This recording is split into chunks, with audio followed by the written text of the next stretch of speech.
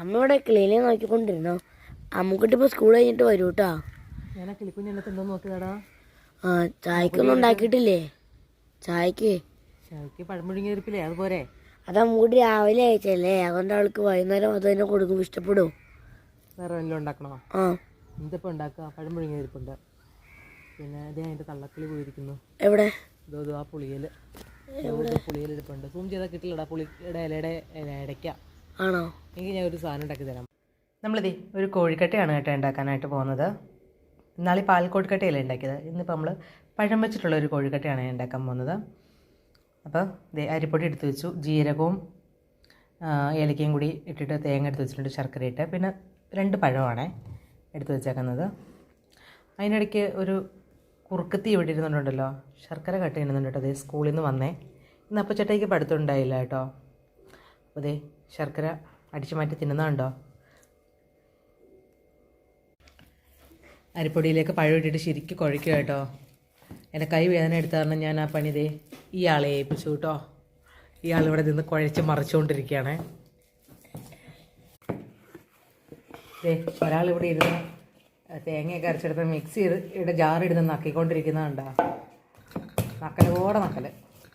അതിനടി അമ്മക്കുട്ടി കാണിക്കുന്നത്.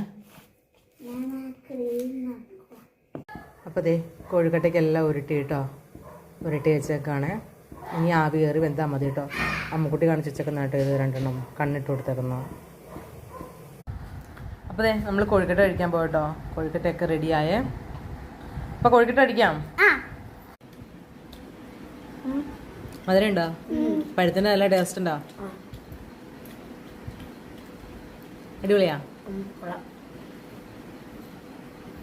അപ്പോൾ കുട്ടീനെ വർത്തനം പറഞ്ഞ സമയമില്ല, ഇഷ്ടപ്പെട്ടു തോന്നുന്നു കേട്ടോ. തിന്നുന്നുണ്ട്.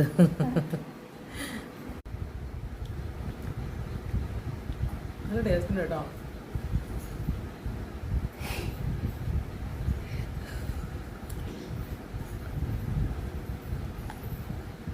നല്ല ചൂടായിരുന്നു.